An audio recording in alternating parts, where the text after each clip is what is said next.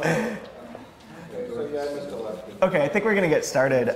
First of all, thanks for everyone for coming out at 9 a.m. on a Saturday to hear us talk about international literature.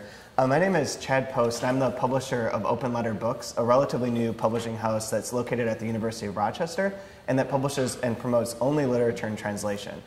So today we're going to we have 4 people here. We're going to talk about, through 3 of the books that we've published, a number of issues related to international literature, like how it gets published, what the art and craft of translation is, how to promote and find an audience for these books. And the first thing I want to do, I'll give you a bit of background in a second, but I just want to introduce each one of our panelists first. On the end is Bragi Olafsson, who's from Iceland, who has 2 books published by Open Letter, The Pets, which was our first work of fiction that we published, and then The Ambassador, which came out, it technically comes out next week, so you guys are kind of getting early copies of this. And Bragi's the author of 5 novels or 5 works of fiction in Iceland, and along with, he's also written a lot of poetry and plays, and he was in the band The Sugar Cubes, which you might know or remember. Then to his left, to my right, is Steve Dolph, who is the founder and publisher of Kelk magazine, which was dedicated to international literature and translation.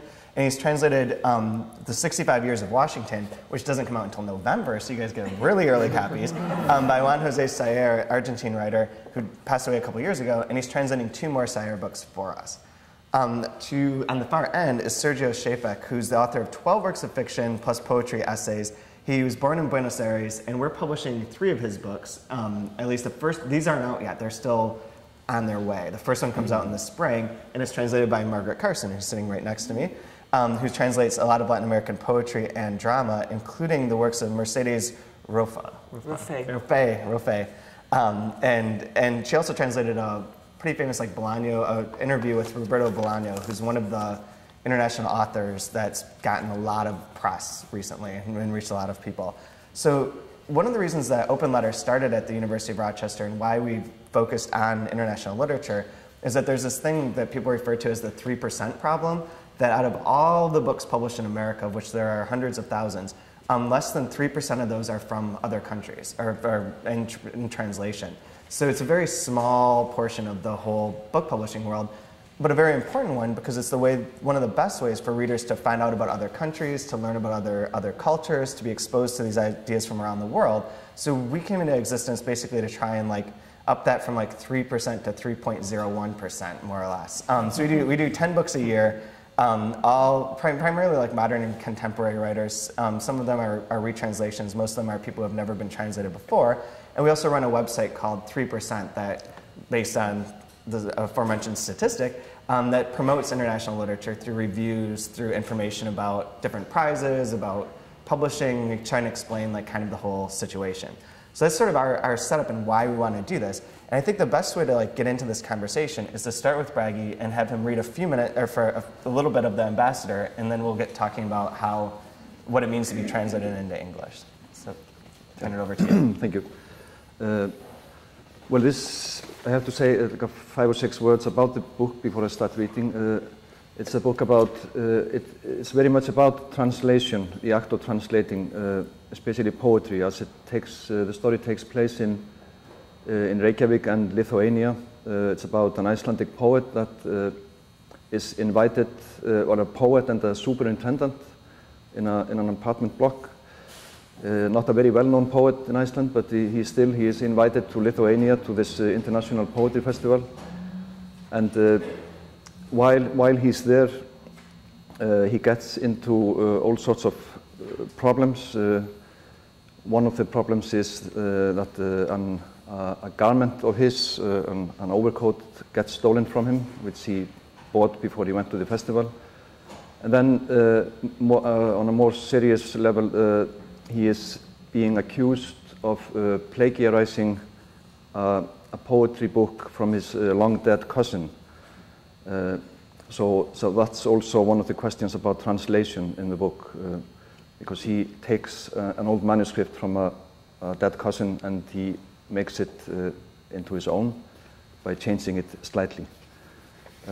And what I'm going to read is an article he writes for an Icelandic literary magazine about the poetry festival he goes to. But the problem is I may be telling you too much about the book if you're interested in reading it, because I'm giving away very important information. He sort of doesn't really succeed in reading at the festival he is invited to. He gets in so much trouble that it turns out to be not as he foresaw it. But still, he writes a small article about the festival.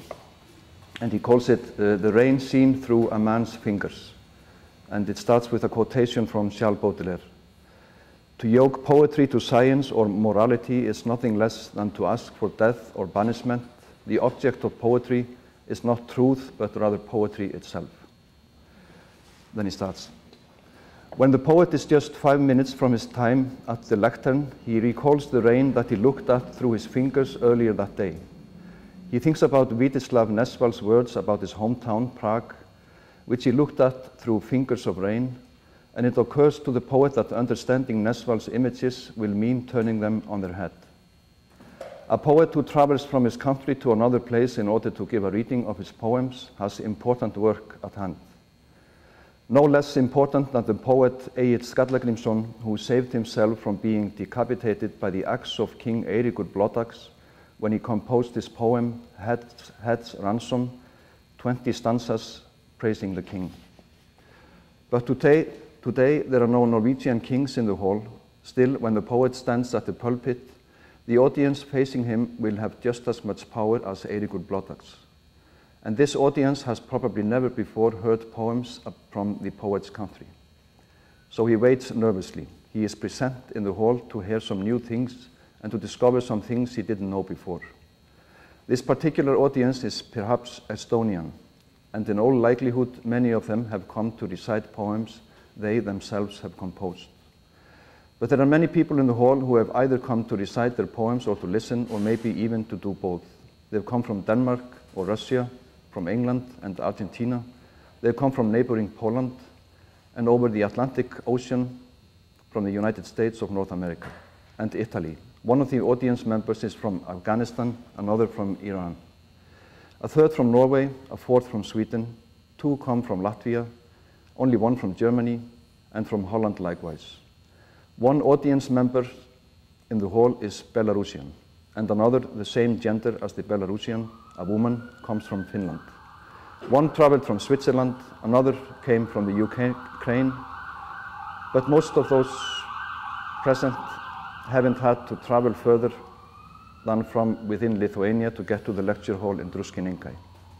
For it is in Druskininkai, a spa town in the southern part of Lithuania, that people from many countries have gathered together to let each other hear their poems. And at the moment, there are only 4 minutes left until the delegate from Iceland takes the lectern. In 3.5 minutes, he must get up from his chair in the front row of seats by the stage, giving himself half a minute to go to the pulpit and compose himself behind it. The feeling the poet carries inside him is nothing less than pride at having been invited. Someone has paid for all the 3,000 kilometers that led to the pulpit and has taken care of his hotel bill. He has been fed and even encouraged to drink alcoholic drinks. At the same time, the poet is quaking inside out of fear that he won't be able to stand up to the expectations that go hand in hand with the invitation. In his last moments, he wonders again whether the poems he is planning to recite have been carefully chosen, whether he has decided on the order with good reason. And the poet scolds himself for choosing reason as his guiding light. The poet has other guides than reason. But suddenly a new sensation is aroused in the Icelandic heart when the preceding poet from the United States of North America, more specifically from Kansas City, introduces her last poem and offers a kind of preface. This poem was composed on the occasion of some unforgivable actions by her powerful and great nation on foreign soil. A murmur goes around the packed hall as the first words of the poem conjure the image of a prosperous nation in fancy dress, a nation which doesn't bother to look around itself before she squats down and goes to the toilet in her neighbor's yard. And the murmuring, which the Icelandic poet knows signifies enthusiasm, accompanies the reading of this female poet from Kansas through the final moments which she has at her disposal, and for 2 or 3 minutes more, because the meaning hidden behind the poem's words is now plainly boiling over.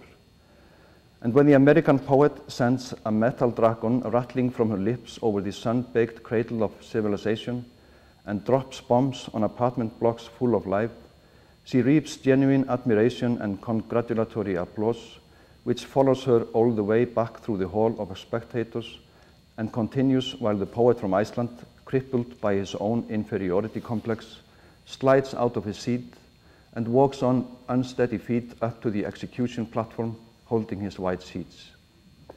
And given the implicit debate which has undeniably been thrust upon the agenda in the hall, the poet from Iceland has nothing to add, nothing except an impenetrable description of the architecture of his own lodgings in Reykjavik, joy at seeing a mountain from a peaceful valley, the shadows which stretch over quiet streets and sidewalks, and the occasional images which touch no one and nothing but the paper they are written on. And the poet's mouth has gone dry. The silence that faces him in the room is much the same as the silence that obscured the destruction of Christian and Jewish invading armies. And as the poet gets close to the end of the poem, which has a theme addressing the slipshod material of the self is made from, how that material doesn't last a lifetime, he feels the noose of international opinion in the hall tightening around his neck. And the poet still has 4 or 5 poems to read, poems which make no mention of the atrocity of young and healthy men killing children and old people, so long as it's done in God's name, and he knows that the poetic silence which his poems are trying to describe is nowhere near as profound as the silence they will receive. And the noose is waiting to snag the neck on which it rests. But what happens in someone's last moments when they are hung? Perhaps he dances a few steps in the air or sticks out his tongue at the onlookers.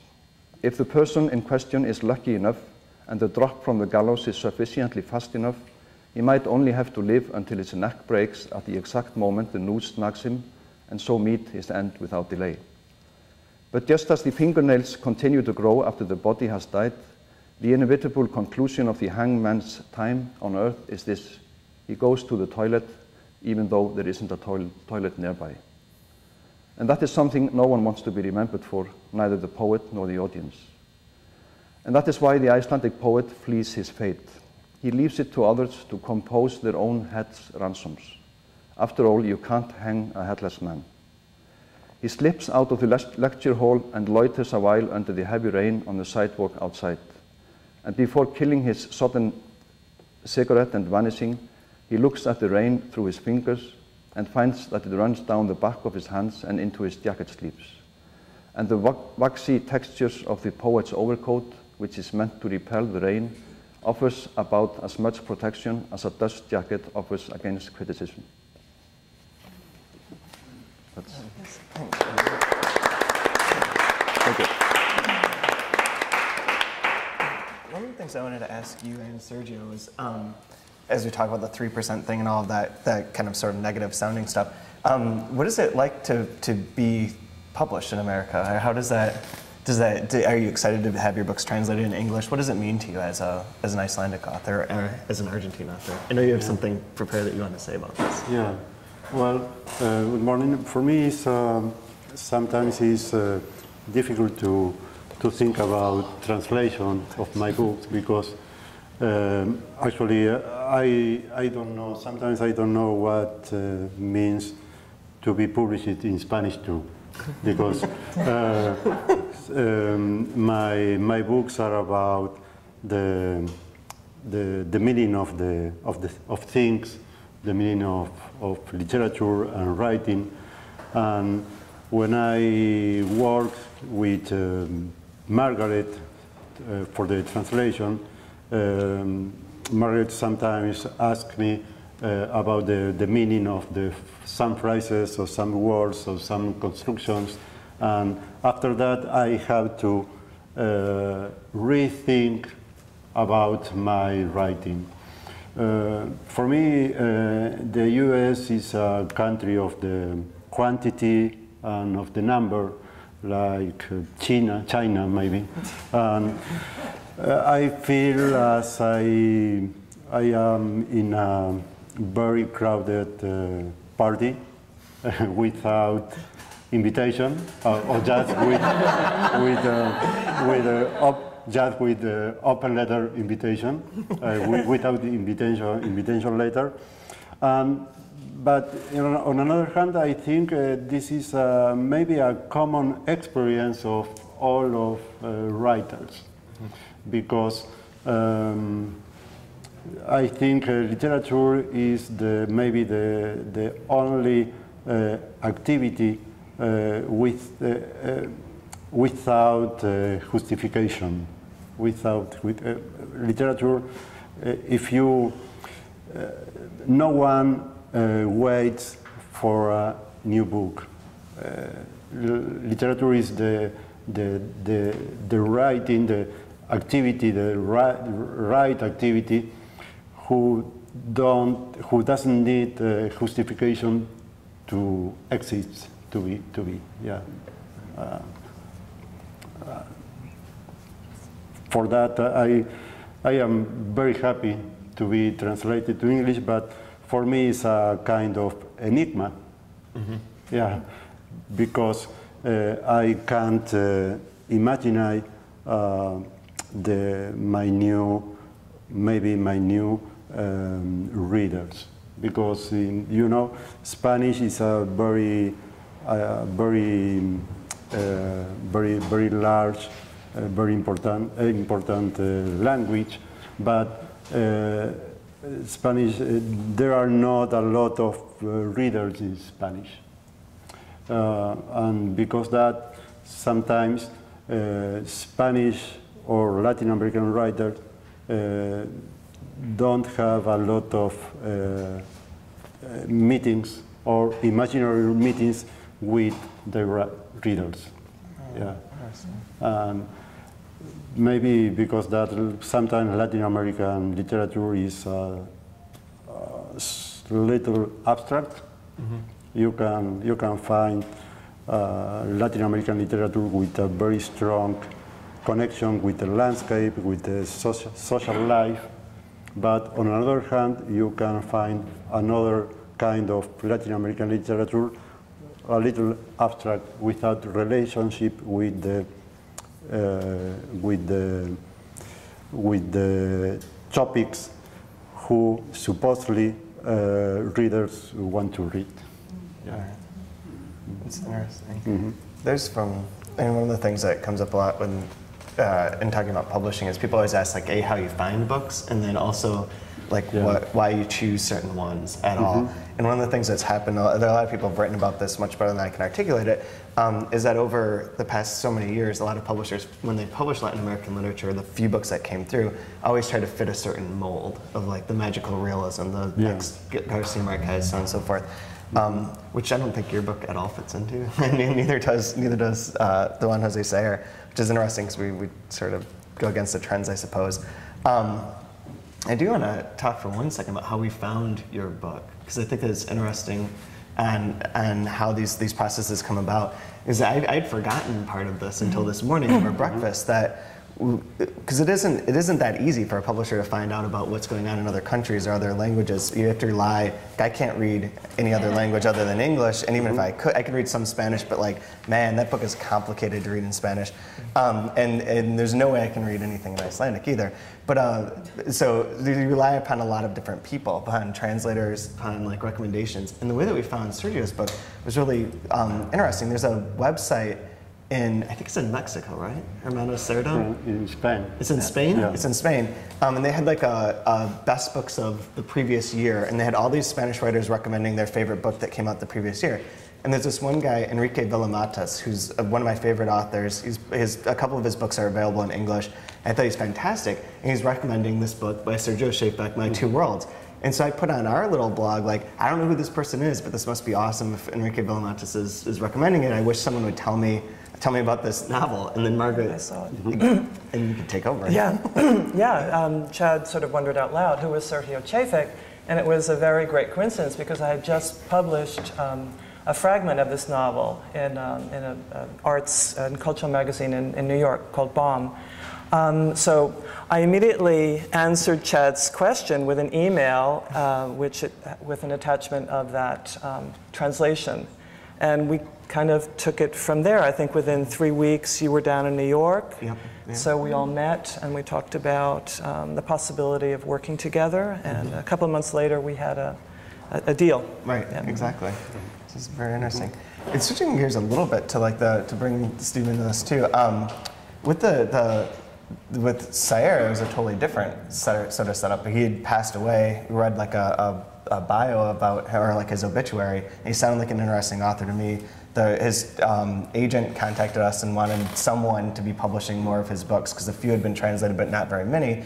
And I read a couple and fell in love. But how did you come to Sayer, and what was your process of translating, or how did you get interested, and how did you do this? Juan Jose Sayer is an Argentine writer, like Chad said, recently passed away. I read a couple of books by Sayer years ago, just by chance, in school. And I came to know you through the magazine, and this project, I think, came out of that relationship. But I think it's important for you to talk about like the Argentine culture ministry, like actually, like the Argentine, I guess the Argentine government, right? Yes, yeah. Sets up, I guess you can explain it since you were there. There's various countries in the world that do this. It happened with Iceland as well. But their governments will fund, because there's so few books that are translated, and because the culture is sort of very one way, and a lot of times where American stuff gets put into Argentina, into Iceland, and not a lot comes back our way. The governments, to counteract that, will bring people who are interested in publishing international literature or whatever to their country to essentially tour and meet with other publishers, editors, authors, so on and so forth. And I got to spend a week in Argentina on the Buenos Aires editors trip, which was unbelievable. There's a tango story that could tell you for like 30 minutes. It's the best thing ever. But there I learned, I knew a lot about Argentine writers because I really love like Julio Cortázar and Borges and like the standards. But it was down there that I found out about like the past 50 years of Argentine writing, and Sayer was one of the main people that kind of kept coming up as like a big important figure that, you know, hadn't really, he had some attention in Argentina. He's very well respected, especially by writers. Yeah.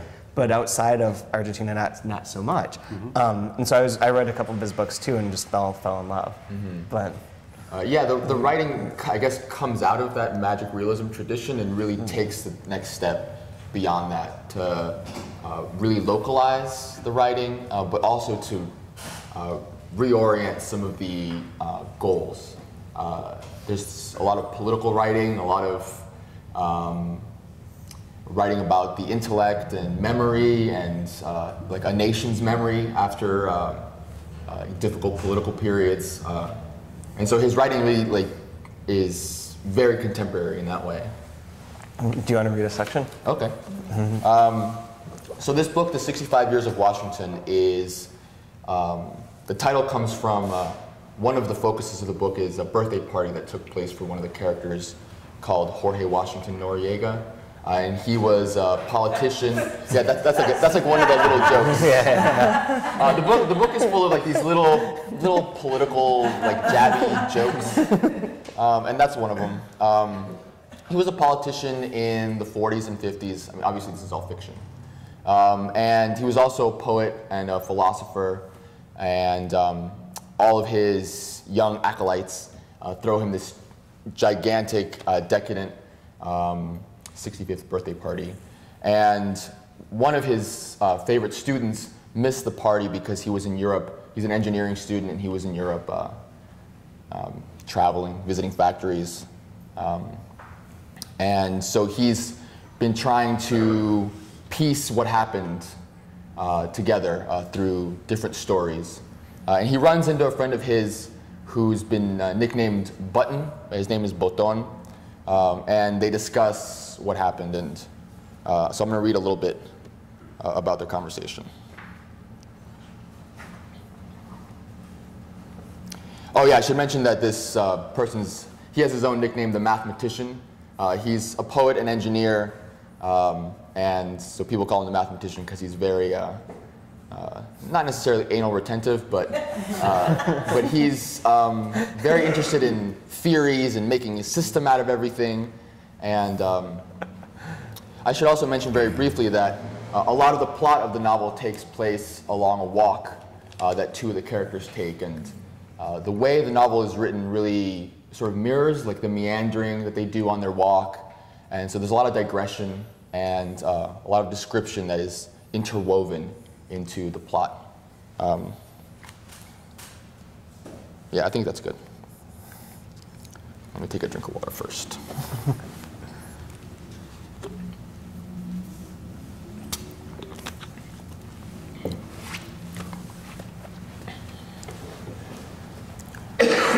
Just back from Europe, the previous Saturday, the mathematician had boarded the ferry to see a rugby match in Paraná. Leaning on the railing of the upper deck, with his lit pipe clenched tightly between his teeth, watching the big tractor trailers lining up in rows on the lower deck, he sees Boton board at a run, holding a bag in one hand and his guitar case in the other. And judging by the speed and precision with which he climbs the stairs and walks up next to him, without lifting his eyes once, he thinks Boton must have seen him from the dock before getting on the ferry. Boton, who, as the mathematician guessed at seeing him sidestep, clean and freshly combed and shaved, the trucks maneuvering noisily and almost at a crawl, to board and line up on the ferry. Boton, who the mathematician I was saying no, has guessed his plans to spend the weekend with his family in Entre Rios, and who, as soon as they sat down on a wooden bench on the upper deck at the stern, began telling him in complete detail about the birthday party. They've taken the midday ferry for different reasons. The mathematician because he figures that since the trip takes 2 hours and the match starts at 3:30, he will have time to walk to the field. And Boton because, as he put it, he should have taken the 10 o'clock, since the bus to Diamante leaves at 2:30, but he overslept and now he'll barely have time to get from the docks to the station and jump on the bus. It's cloudy but not cold, both reasons they can stay on deck at midday. Blinded by repetition, they don't see the gradual withdrawal, as the ferry moves away, of the suspension bridge on the southern side, the regatta club, the harbor, Alto Verde on the opposite shore, the inlets, the islands, the canoes and motorboats that, in the opposite direction, are navigating toward the city. The overcast sky is unique. The clouds are small, almost square, stuck together at the ends, which are a darker gray than at the slightly protuberant centers of each. Motionless, they cover the whole sky, to the horizon, almost all the same size, so that the firmament, whose name was never better suited, though the name applies to the starlit sky and not specifically to the clouds, gives the impression of being a concave, stone-walled vault. That rocky, stable sky would last all day, until at nightfall, without a sound, it would begin to dissolve, not before passing through a much darker gray, a smooth phase, with an ever-increasing rainfall that would last until the evening of the following day. But at midday on Saturday, above the ferry, the river, and the islands, it still conserved that hardness of pavement. Boton, who has left the bag and the guitar on the bench they're sitting on, takes a bar of chocolate from his pocket and, undressing it, why not, halfway down its 2 layers of printed and silvery paper, extends it to the mathematician who, with distant and pensive courtesy, refuses it.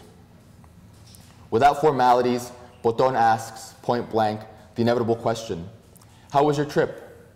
And the mathematician, a few seconds later, with his gaze fixed on the point where the ferry's wake begins to disappear on the surface of the water, hears himself repeat for Boton, not without a certain distaste, the list of cities that brings with them the supposedly empirical images that ever since his travels accompany their names.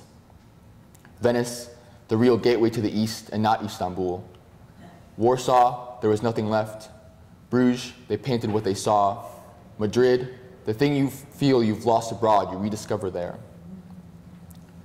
Boton observes him a few seconds, without blinking, his head slightly tilted, already thinking about something else, eating his chocolate, and when the mathematician finishes, without offering any comment, he starts telling his own story, as if their stories, which have nothing to do with each other, were complementary.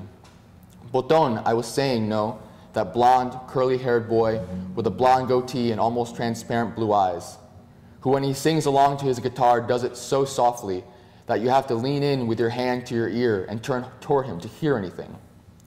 According to Tomatis, Boton's only deviance from a rigorous nationalist observance is the excessive consumption of cognac and Paraguayan caña that, while both of national brands, are in fact manufactured beyond our borders. Boton says that early in September, or late August maybe, he doesn't quite remember, there was a big party at Baso's Ranch in Colastine Norte to celebrate the 65th anniversary of the birth of Jorge Washington Noriega, the 65 years of Washington, in Boton's words. That he had run into El Gato at Fine Arts, and that El Gato had invited him and told him to bring his guitar too. That the guests had arrived slowly. The first of them had gone to the back of the patio to pick vegetables with Baso, who had just gotten up from his siesta. That the thing had lasted till dawn. Thanks, Steve. It is so amazing. I love his style entirely. One thing that when you translated that, he's passed away, so you translated it without having any chance of interaction with the author, which is always interesting to me. In contrast, where you guys can actually work together very closely. So do you want to say something about your process of translating My Two Worlds and how you've interacted with Sergio on that, and then read a bit in Spanish and a bit in English? Okay. Yeah, I've been working very closely with Sergio. Fortunately, he lives in New York. When I do my translations, I work through different stages, different drafts. I'm now on my second draft, and questioning Sergio, sending him via email the sections that I don't understand, and he writes me back his answers, and sometimes I still don't understand. And as Sergio just pointed out, he is also reading his work sort of from the outside. He's not writing it now, he's reading it from the outside. There's also a bit of, I think, negotiation that's going on between us. Yeah. A little bit of changes, and actually this English translation will be slightly different from the Spanish original.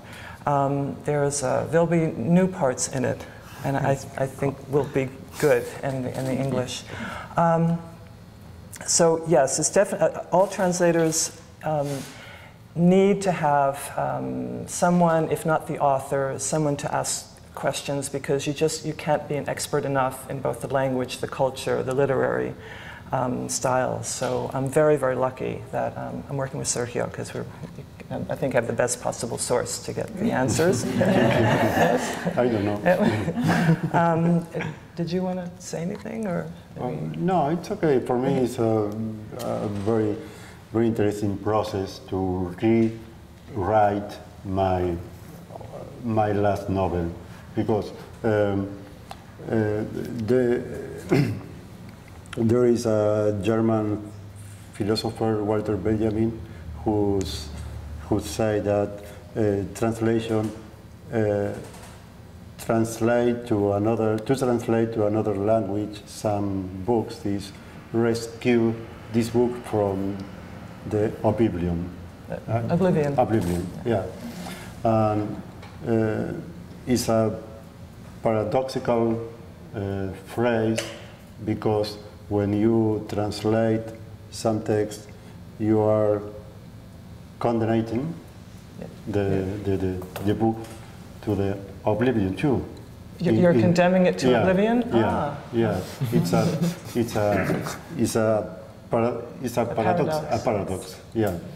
And working with Margaret, for me, is exercise to rescue and oblivion at the same time.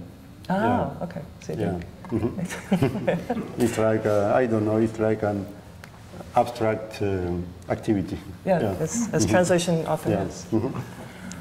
Did you have 2 words to say about, or a little bit to say about My Two Worlds, and then I can maybe set up the scene? My Two Worlds, this is the Spanish edition.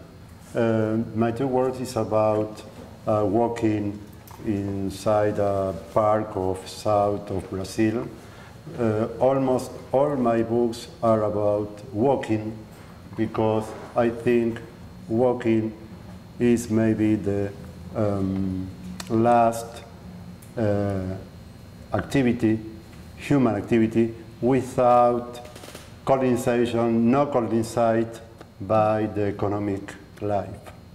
bad economic world. Maybe walking is the only activity without intervention of the economic activities or economic world.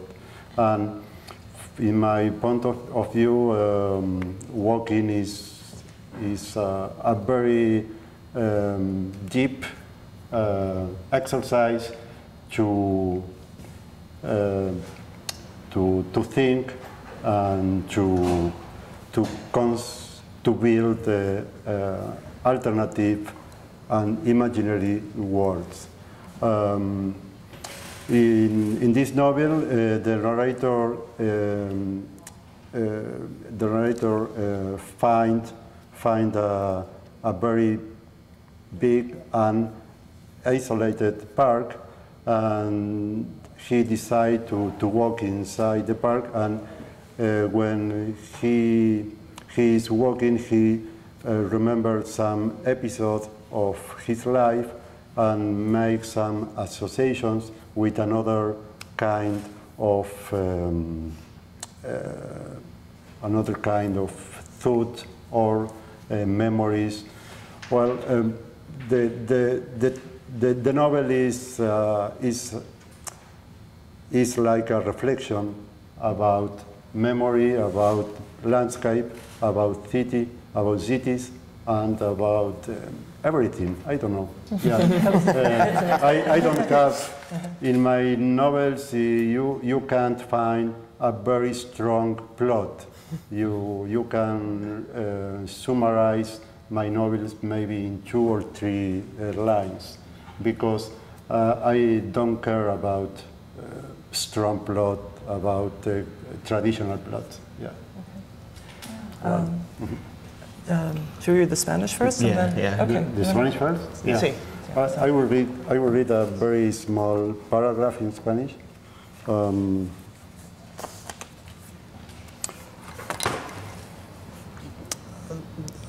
Then Margaret will read the same paragraph in English.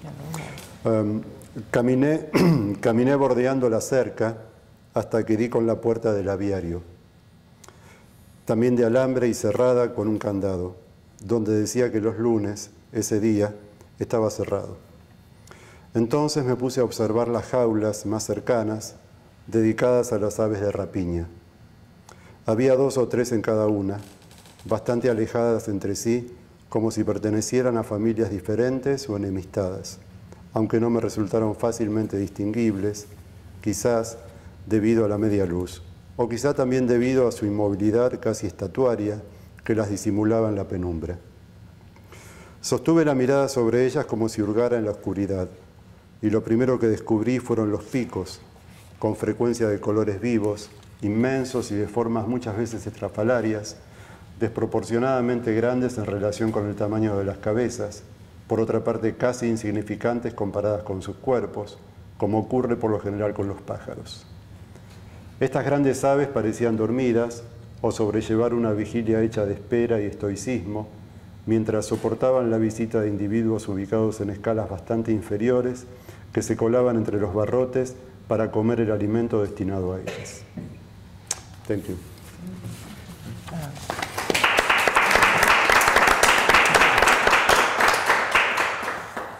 Okay, the English. I followed the fence until I found the gate, also made of wire and closed with a lock, where there was a sign saying that on Mondays, that day, it was closed. Oh, I should say, the narrator has now he's in the park and he's approached an aviary. Huge bird cages are in front of him. I looked inside the cages closest to me, the ones with the birds of prey. The cages held 2 or 3 birds, each well separated from the others, as if they belonged to different or feuding families, though none was easy to distinguish, perhaps because of the half-light or their statue-like immobility, which concealed them in the dark. I steadied my gaze on them, and the first thing I saw were their immense beaks, often in vivid colors and in outlandish, bizarre shapes, disproportionately large in relation to their heads, though fairly insignificant compared to their bodies, as is generally the case with birds.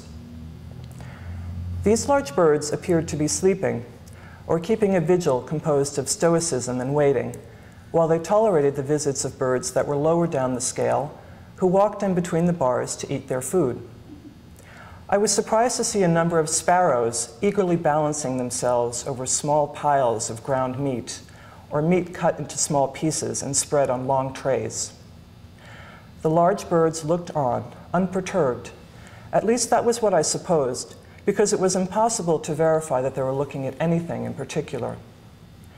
And something else that surprised me was the fact that the sparrows, despite their small build, which would have allowed them to avoid obstacles and fly comfortably between the bars into the cages, walked in slowly, as if they wanted to conceal themselves or go unnoticed, thereby making their giant relatives think they belonged to a different species. The labels with the names of the birds were green with small white letters. The scientific names had a certain morphological resonance for me, but I found the popular names more picturesque, for these were indigenous or half-adapted names, which in my imagination recalled divinities or characters from the native mythology, names that still pulsated for the inhabitants of the deep jungles and the giant savannas, or had once done so.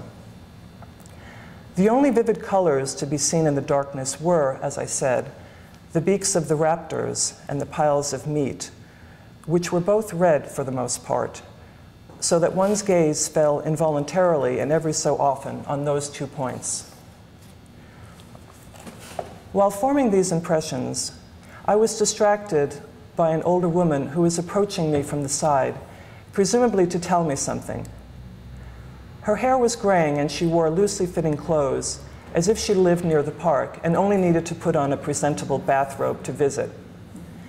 Nevertheless, she carried an elegant pocketbook and another object I can't identify now, which at the time seemed like a flimsy parcel made from used paper or plastic bags. When she reached me, she asked why the aviary was closed. She had made a special trip from home and now had discovered that she couldn't enter. I couldn't think of an answer. My first reaction was to conceal the hand holding the map, because I was afraid she would realize I was a visitor and rule me out as a possible helper.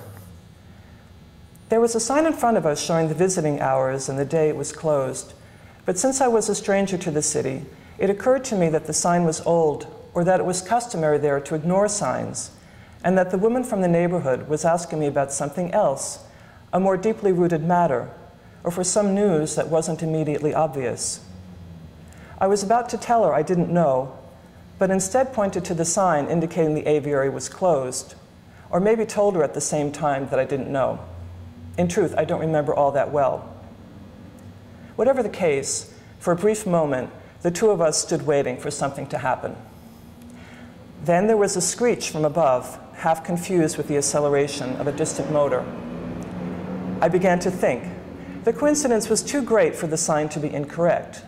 So despite the fact that it was my first time in the park and in the aviary, which I wouldn't be able to visit anytime soon, or maybe never, since I planned to leave the city the following day, I once more relayed the first and probably last piece of information I'd acquired on the subject, and told her that it was closed on Mondays. To strengthen my argument, I pointed to the sign again. As has happened to me on other occasions, and continues to this day, she thought it reasonable to ignore me.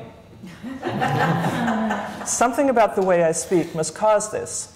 My lack of conviction in saying even the most obvious things, or the things I most believe in, works at times against me. Most likely, I thought, the parcel she's carrying has food for the animals, for the birds caged for their entire lives that eat the same ground meat day after day. She told me she knew it was closed on Mondays. I repeated that today was Monday. It was a fact I could be sure of despite being a stranger in the city, because obviously it was Monday in all of Brazil and the rest of the continent. She stood there thinking, and I noticed how for a fraction of a second she was mentally transported to another place, to another time. She seemed to be looking back, her mind a blank slate.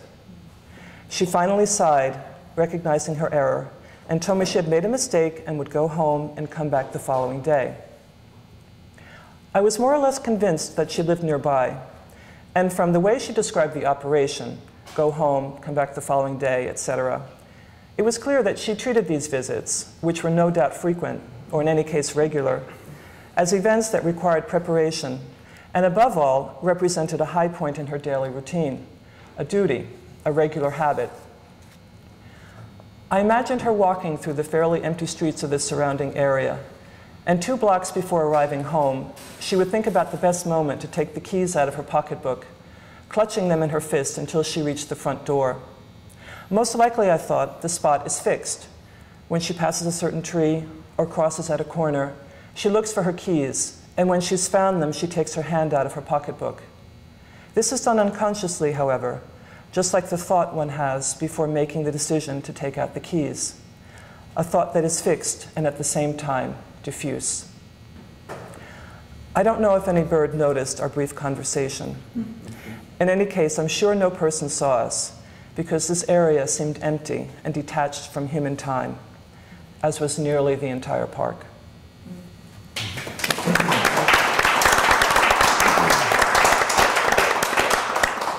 We technically could open up this to questions if you guys have any questions that you want to ask any of the panelists. Someone?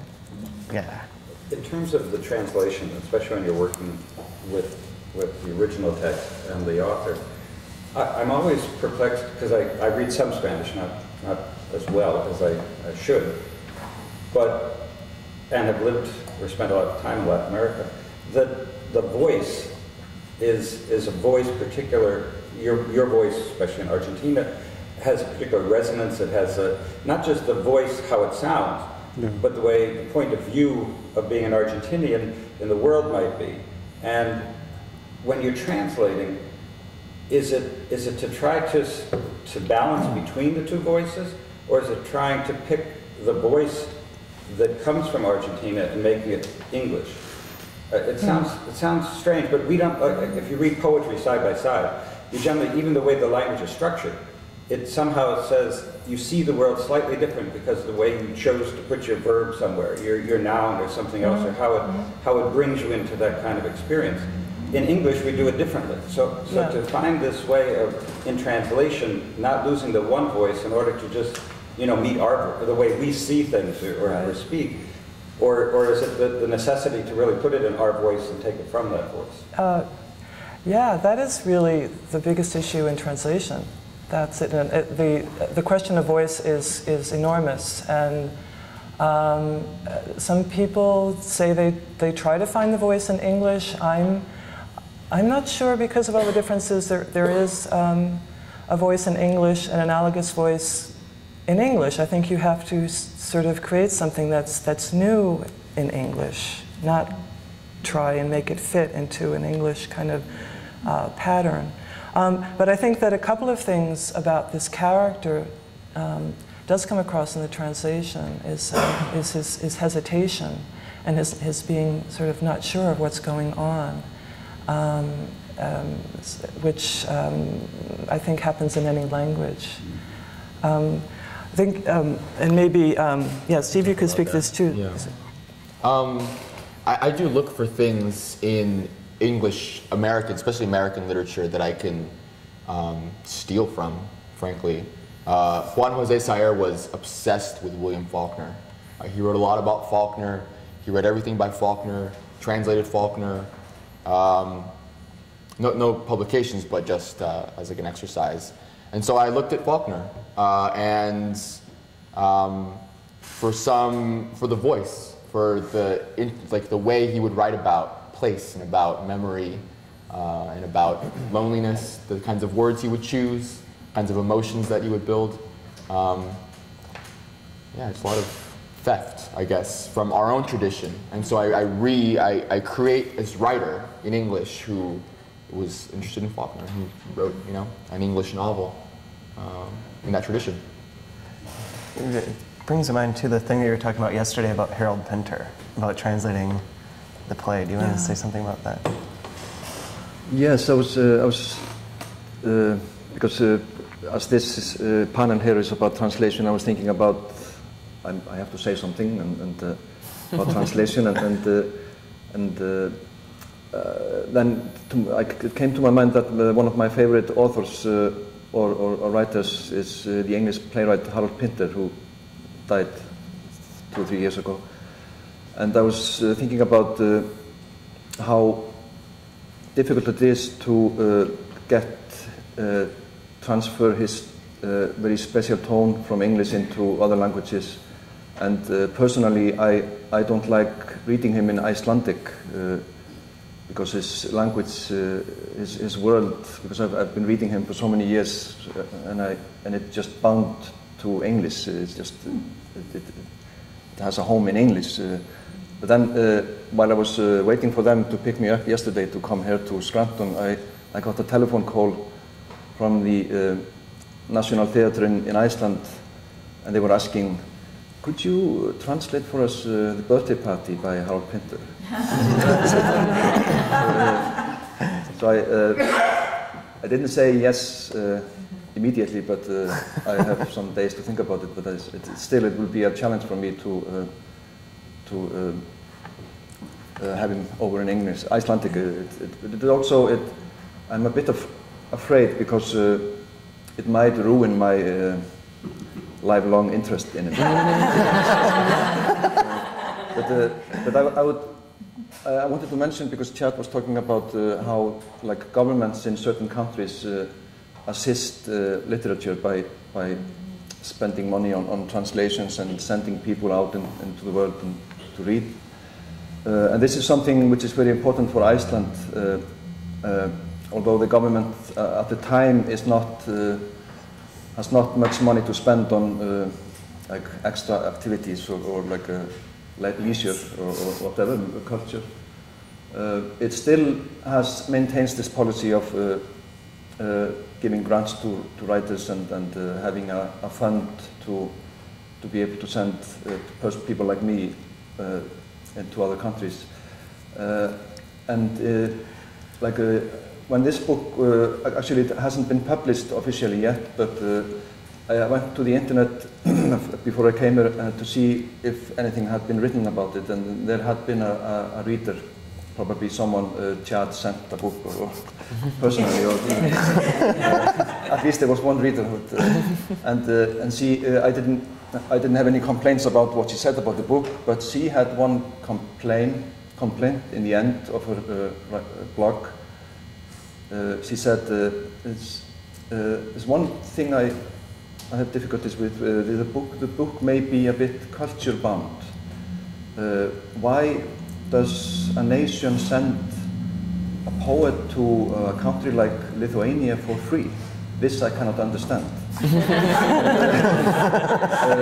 I am not exactly sure if I understand what she is saying, because I don't know what she is saying by why do they send the poet for free? If the country who is sending the poet should pay a lot of money with her, or the country that's inviting the poet should pay.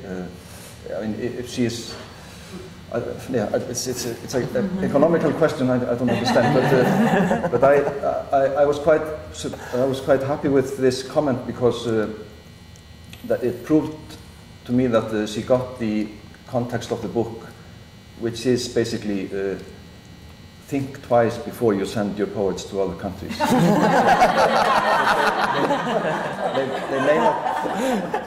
They may not be good ambassadors for your country.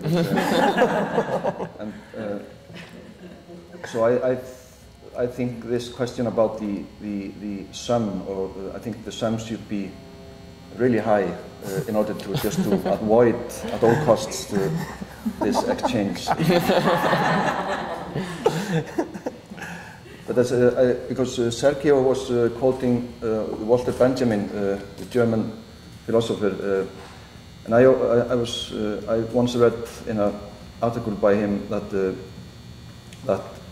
a translation of a literary work doesn't add anything to the work, really. It doesn't do anything for it. It may be a paradox with what he was saying, but I think I recall I read this by Walter Benjamin, But I think the opposite. I think, like for example, when I was helping or assisting the English translation of my book, he like sent me emails and we met and to ask about certain things which are hard to translate from Icelandic. I think in the end, the English version, for me, it's a better book. It's a better work of literature than the original Icelandic, because when the translator has to work with a text that may be written like very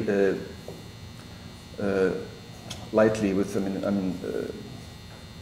I just write. I don't think about if it's perfect or not. Maybe not all the time. But the translator's responsibilities and work is much harder than the actual writer's work, because the translator is responsible for giving of doing justice to the book, and also it's extremely difficult to translate some expressions from say Spanish or Icelandic. So I think it's very rewarding for me, the experience of working with a translator, because I think it makes me a better writer, and I know of some problems that I will avoid next time I write a book, because I did them not correctly in the original. And for example, I tend to write long sentences which may work in Icelandic but definitely don't work in English. So this I don't write German long languages, no sentences, but still, as you know, the Germans they are very. They're not very generous with their full stops. We have a book that's coming out in December that's a 517-page one-sentence novel. It's actually, there's an article when we got it in the Chicago Tribune about how it's probably the longest sentence ever, and that's been published. But it sort of cheats, just so you know. There's like question marks and em dashes and colons and stuff, so it reads like lots of sentences, but technically. But funny that you said that. It is interesting that you both mentioned like the changing of things too. When the book gets translated in English, that there's additions or some modifications at times, and I think that's actually very common, like more common than people are aware of, especially when the author's alive and can interact with it. I used to work at a different publishing company, and we did a book by a Bulgarian author. This is so fun. And in Bulgaria, in a lot of countries, there's no editing process. Like they just send in the manuscript, and if the publisher likes it, they publish it as is. So his book had never really been edited. And there's this book called Natural Novel, and it's like set up like it's supposed to be like a fly's eye, where there's all these different like little bits, and they all add together into like a mosaic. And there's these 3 sections that are like memories of the 60s, memories of the 70s, and memories of the 80s, when like the narrator is very young in the first one, a little bit older. And the 60s one is great. It's like very impressionistic and weird and beautiful. And the second one's a little less interesting. And the third one was disastrous. And it was sort of like he just had to follow through to make this work for his scheme, but he didn't have anything to say. So I contacted him. I was like, we need to change this. Like it's like a 12-page section, and like all I want to do is just leave the very first line of it and delete everything after that. And he's like, okay, I guess that'd be cool. He agreed with it, because it's sort of a funny joke, because the first line of that section is, I remember nothing interesting from this time. So, worked out perfectly. Does anyone have any other questions? I would like a favor. I've never heard Icelandic, and I just want to hear it for the sound, and then maybe something brief, and then the translation in English. Oh yes, but I just made a terrible mistake. I didn't bring any Icelandic original. You can just make something up. Yeah, I can read from my like notebook or.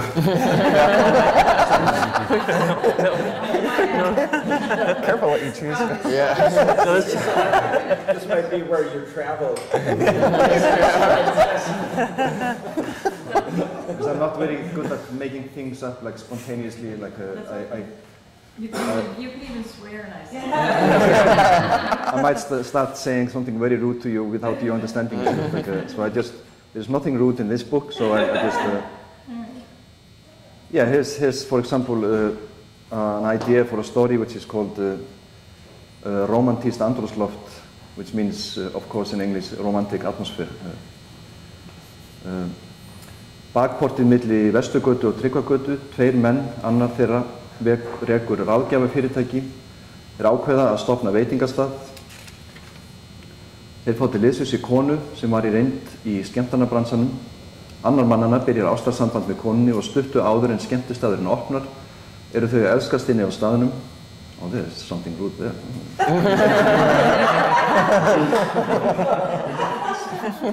It's maybe a good idea.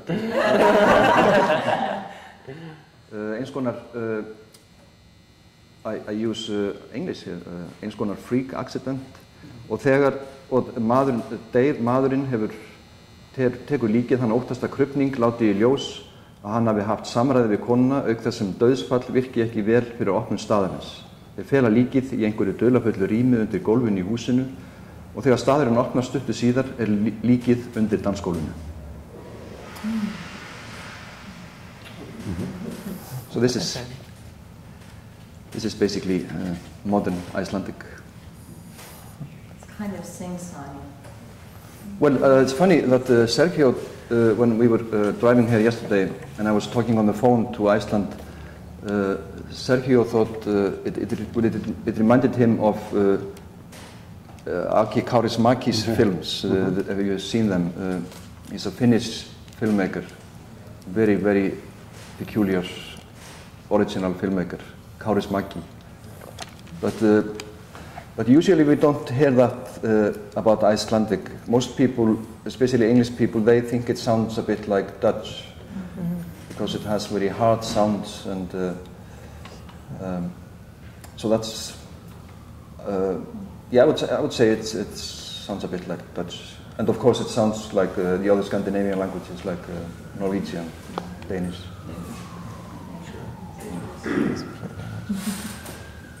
Are there any other questions? I think you have to run to your thing, so I think we'll have to shut down. We'll stand here if you guys have anything that you want to talk about, and all of the books are available right back there. And thank you guys for coming. No,